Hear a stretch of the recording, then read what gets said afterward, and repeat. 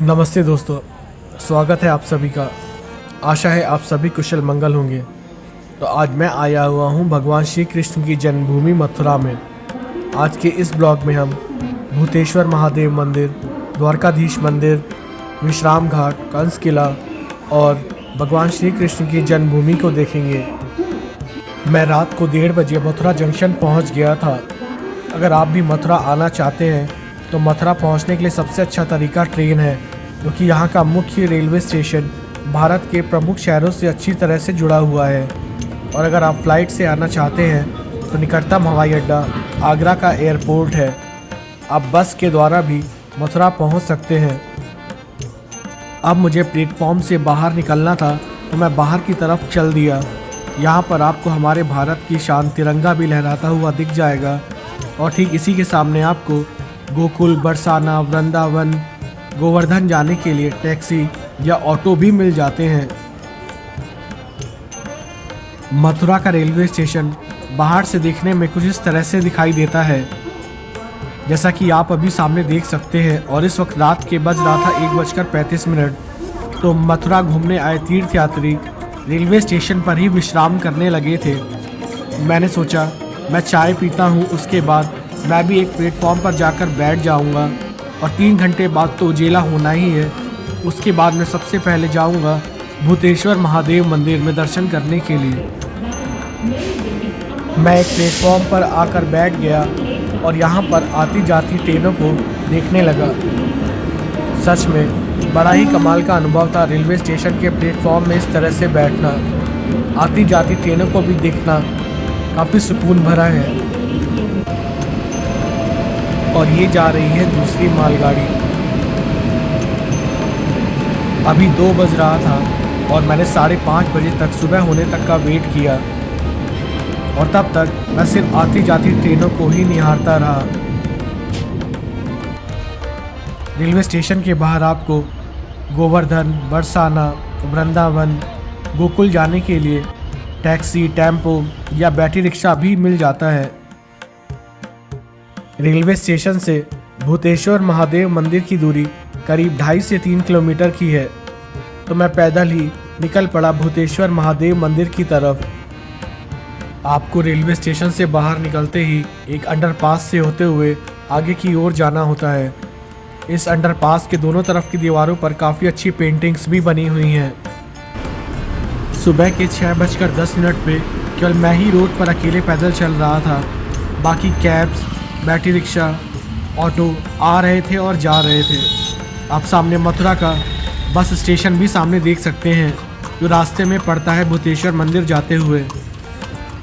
2.5 kilometre चलने के बाद मैं पहुंच गया भूतेश्वर तिराहे पर, जहां पर भगवान भोलेनाथ का त्रिशूल, चंद्रमा और सर्प स्थापित किया गया है।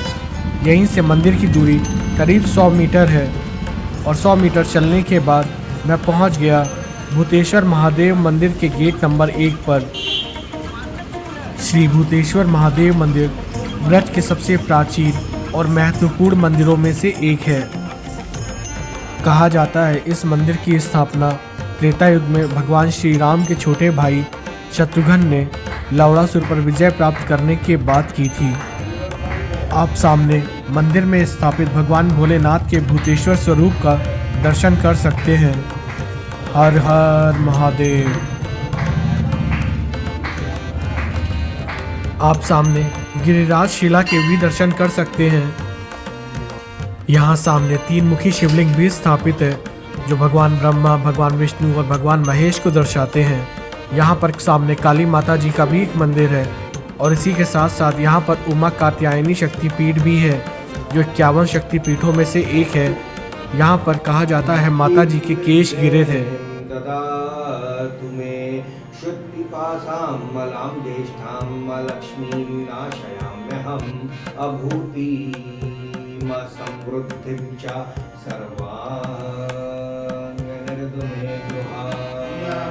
श्री भूतेश्वर महादेव मंदिर में सुबह सुबह दर्शन करना बहुत ही गहरा आध्यात्मिक और शांतिपूर्ण अनुभव होता है। यहाँ पर आप श्री राजराजेश्वर श्री भूतेश्वर महादेव मंदिर में स्थापित शिवलिंग को भी सामने देख सकते हैं। हर हर महादेव। यहाँ मंदिर के परिसर में एक बरगद का भी पेड़ लगा हुआ है। श्री भूतेश्वर महादेव मंदिर में दर्शन करने के बाद अब मुझे जाना था श्री द्वारकाधीश मंदिर, जहाँ का आध्यात्मिक माहौल देखकर आप सभी मंत्रमुग्ध हो जाएंगे। श्री भूतेश्वर महादेव मंदिर के सामने श्री खाटू श्याम जी का भी एक मंदिर बना हुआ है, जो कि आप सामने अभी देख रहे हैं। अब मैं वापस भूतेश्वर तिराहे की तरफ आ गया था। यहाँ से मुझे बैटरी रिक्शा लेकर द्वारकाधीश मंदिर की तरफ जाना था। बैटरी रिक्शा वाले ने मुझे द्वारकाधीश मंदिर की तरफ जाने वाली मोड़ के पास उतार दिया। उसने बोला यहाँ से आपको दूसरा बैटरी रिक्शा करके मंदिर की तरफ जाना होगा। तो मैं निकल पड़ा द्वारकाधीश मंदिर की तरफ। बैटरी रिक्शा वाले ने मुझे श्री द्वारकाधीश मंदिर से 100 से 200 मीटर पहले उतार दिया। अब मुझे यहाँ से पैदल श्री द्वारकाधीश मंदिर की ओर जाना था। श्री द्वारकाधीश मंदिर के पास बने हुए जूता एवं सामान घर में मैंने अपना जूता और बैग सबमिट कर दिया और अब मुझे जाना है श्री द्वारकाधीश मंदिर में अंदर की तरफ। अब सामने श्री द्वारकाधीश मंदिर की तरफ जाने वाला प्रवेश द्वार देख सकते हैं, जो कि बहुत ही खूबसूरत बना हुआ है। श्री राजाधिराज ठाकुर श्री द्वारकाधीश जी महाराज मंदिर। और मैं अपने एक्सपीरियंस के बारे में बताऊं तो मेरा सबसे अच्छा एक्सपीरियंस आज तक का श्री द्वारकाधीश मंदिर में ही रहा। बहुत ही कमाल का और आध्यात्मिक ऊर्जा वाला अनुभव। तो आइए अब चलते हैं श्री द्वारकाधीश मंदिर में अंदर की तरफ। मंदिर परिसर में कदम रखते ही एक अलग ही ऊर्जा का अनुभव होता है। श्रद्धालु अक्सर यहाँ घंटों बैठकर जय द्वारकाधीश के उद्घोष के साथ अपनी आत्मा को परमात्मा से जोड़ने का प्रयास करते हैं।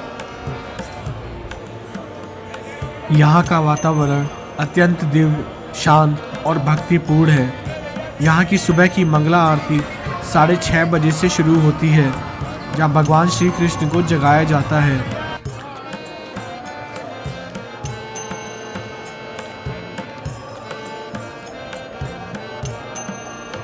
श्री द्वारकाधीश मंदिर न केवल एक तीर्थ है, बल्कि प्रेम, भक्ति और आध्यात्म का भी एक जीवित प्रतीक है, जहाँ दर्शन मात्र से ही भक्त भगवान कृष्ण की लीला में खो जाते हैं।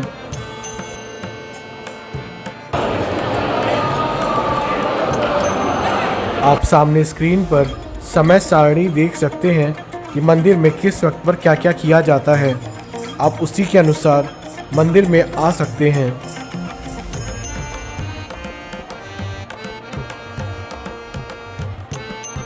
कुछ मंदिर हर दिन जीवन उत्सवों का अनुभव कराते हैं। मथुरा में यमुना घाट के पास स्थित श्री द्वारकाधीश मंदिर शहर के सबसे पूजनीय भगवान श्री कृष्ण के मंदिरों में से एक है, जिसका निर्माण 1814 में सेठ गोकुलदास पारिक द्वारा किया गया था। श्री द्वारकाधीश मंदिर एक पवित्र स्थान है, जहां भक्त प्रार्थना करने, आशीर्वाद प्राप्त करने और आध्यात्मिक भक्ति में लीन होने के लिए एकत्रित होते हैं। कुछ देर में आरती भी शुरू होने वाली थी, इसलिए यहाँ श्रद्धालुओं का भी भारी जनसैलाब उमड़ पड़ा आरती को देखने के लिए।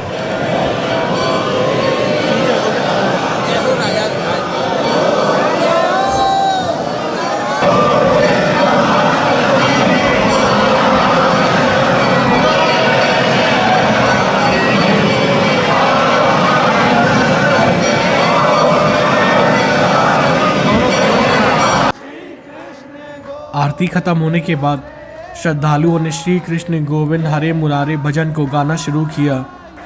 वास्तव में ये एक बहुत ही आध्यात्मिक अनुभव है, जो भक्त के मन और हृदय को पूरी तरह से भगवान श्री कृष्ण की भक्ति में डुबो देता है। यहाँ का वातावरण अपनी भव्यता और जीवंतता के लिए दुनिया भर में प्रसिद्ध है। मैं एक साइड कॉर्नर में आकर बैठ गया और भगवान की भक्ति में लीन हो गया।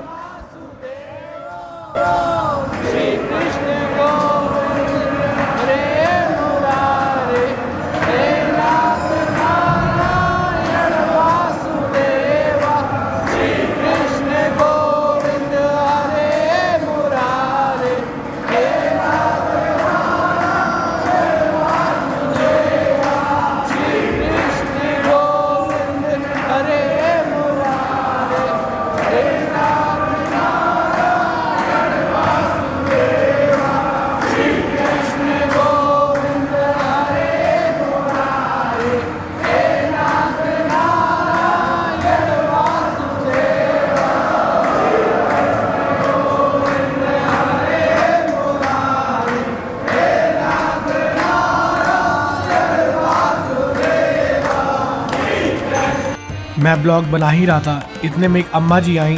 उन्होंने मुझे प्रसाद दिया। हरे कृष्णा जय श्री कृष्णा। मेरा श्री द्वारकाधीश मंदिर का अनुभव बहुत ही कमाल का रहा। श्री कृष्ण गोविंद हरे मुरारी जैसी भजनों की गूंज अंदर एक गहरी शांति और ऊर्जा का संचार करती है। अब मुझे बाहर की तरफ निकलना था क्योंकि कुछ देर बाद मंदिर बंद होने वाला था। बाहर निकलकर मैंने मथुरा की फेमस खस्ता कचौड़ी और जलेबी खाई। बहुत ही स्वादिष्ट जलेबी थी ये। खस्ता कचौड़ी और जलेबी खाने के बाद मैं विश्राम घाट की तरफ चल पड़ा, जो कि श्री द्वारकाधीश मंदिर से करीब 100 से 150 मीटर की दूरी पर है। मथुरा का विश्राम घाट यमुना नदी के तट पर स्थित सबसे प्रमुख और पवित्र घाट है। विश्राम का अर्थ है आराम करना। पौराणिक कथाओं के अनुसार कंस का वध करने के बाद भगवान श्री कृष्ण और बलराम ने इसी स्थान पर आकर विश्राम किया था, इसलिए इसका नाम विश्राम घाट पड़ा। विश्राम घाट के तट पर भी एक बहुत ही प्राचीन मंदिर बना हुआ है, जिसे कि आप अभी सामने देख रहे हैं। मंदिर के ठीक सामने यमुना नदी का विशाल विस्तार भी आप देख सकते हैं। यहाँ आप श्रद्धालुओं को यमुना नदी में डुबकी लगाते हुए भी देख सकते हैं। श्रद्धालुओं का ऐसा विश्वास है कि यहाँ यमुना जी में डुबकी लगाने से सभी पाप धुल जाते हैं। यहाँ विश्राम घाट में आप नाव की सवारी का भी आनंद ले सकते हैं। सामने यमुना नदी के ऊपर बने हुए ब्रिज पर ट्रेन जा रही थी।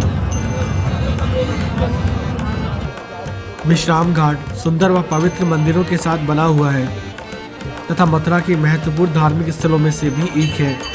इस घाट पर बने मंदिर हैं मुकुट मंदिर, राधा दामोदर, मुरली मनोहर, नीलकंठेश्वर मंदिर, यमुना कृष्ण मंदिर, लंगली हनुमान मंदिर, नरसिंह मंदिर आदि। आप अगर विश्राम घाट आ रहे हैं तो इस मंदिर में दर्शन करने अवश्य आएं। भारत के आध्यात्मिक और पवित्र स्थानों में से एक मथुरा शहर भगवान श्री कृष्ण की जन्मभूमि कहलाती है। ये उत्तर भारत के उत्तर प्रदेश राज्य में स्थित है और भारत के 7 पवित्र शहरों में से भी एक है। इस शहर में रोजाना कई पर्यटक और भक्त आते हैं और आध्यात्मिक ज्ञान की तलाश में यहाँ ठहरते हैं। मथुरा नगरी कई ऐतिहासिक और कई धार्मिक महत्व के स्थलों से घिरी हुई है। मथुरा का इतिहास लगभग 2500 साल पुराना है। इसका उल्लेख सबसे पुराने महाकाव्य रामायण में भी देखा जा सकता है। इस जगह को पहले मधुवन के रूप में जाना जाता था, क्योंकि उस दौरान यहाँ बस घने जंगल ही हुआ करते थे, लेकिन बाद में इसका नाम बदल कर मथुरा कर दिया गया।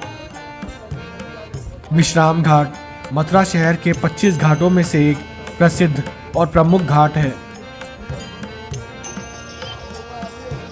मैं विश्राम घाट थोड़ी देर तक रुका रहा क्योंकि यहाँ पर काफ़ी अच्छा लग रहा था। आप सामने जाती हुई नाव को भी देख सकते हैं। कमाल का नज़ारा है ये। कुछ देर विश्राम घाट रुकने के बाद अब मैं चल दिया कंस किले को देखने के लिए। यहाँ पर रास्ते में रुककर मैंने कुछ पेड़े लिए, क्योंकि मथुरा के पेड़े भी काफ़ी फेमस हैं, लेकिन अब इन पेड़ों में वो क्वालिटी नहीं है। अब पेड़ों में खोया से ज़्यादा चीनी की मिलावट कर दी जाती है। पेड़ा लेने के बाद मैं निकल पड़ा कंस किले को देखने के लिए। आपको यमुना नदी के किनारे बने हुए सकरे रास्ते से होते हुए कंस किले को देखने के लिए जाना होता है। रास्ते में आपको बहुत ही खूबसूरत नज़ारा देखने को मिलेगा। ये है यमुना नदी। कंस किला मथुरा में यमुना नदी के तट पर स्थित एक ऐतिहासिक स्थल है, जिसे द्वापर युग में भगवान श्री कृष्ण के मामा कंस का निवास स्थान माना जाता है, जो कि आप अभी सामने देख रहे हैं। ये किला लगभग 5000 वर्ष पुराना माना जाता है और इसमें कंस की कचहरी व पुराने अवशेष आज भी मौजूद हैं। ये जगह अब एक खंडहर के समान ही रह गई है। चलिए अब चलते हैं कंस किले को ऊपर से देखने के लिए। आपको यहाँ सीढ़ी से होते हुए ऊपर की ओर जाना होता है। जहाँ पर आप ऊपर पहुँचेंगे तो आपको यहाँ पर भगवान काल भैरव का भी एक मंदिर दिखाई देगा।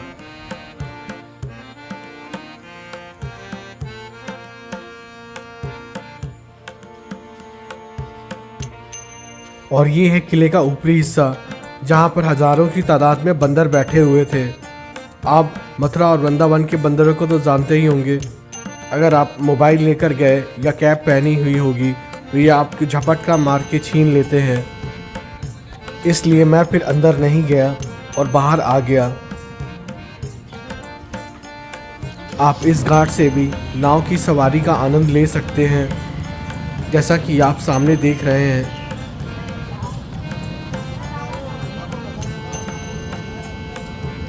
यहाँ कुछ देर रुकने के बाद अब मैं चल पड़ा भगवान श्री कृष्ण की जन्मभूमि को देखने के लिए।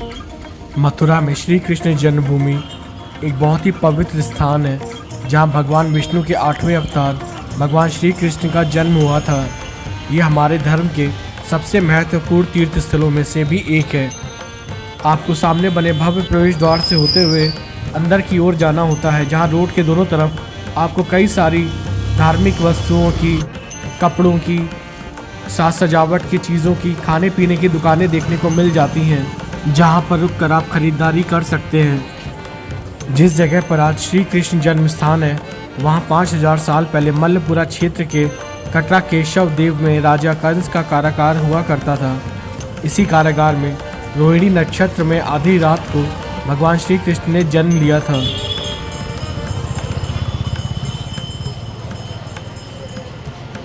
ये है मुख्य प्रवेश द्वार, जिससे होते हुए आपको अंदर श्री कृष्ण जन्मभूमि को देखने के लिए जाना होता है। अंदर भगवान श्री कृष्ण और राधा रानी का एक बहुत ही विशाल और ऊंचाई पर स्थित एक मंदिर भी है। यहाँ पर आपका क्लॉक रूम बना हुआ है, जहाँ पर आपको अपना बैग और मोबाइल सबमिट करना होता है। आपके बैग और मोबाइल के लिए अलग अलग क्लॉक रूम बना हुआ है। यहाँ पर अभी बैग सबमिट हो रहा है, तो दूसरी तरफ मोबाइल सबमिट करना होता है।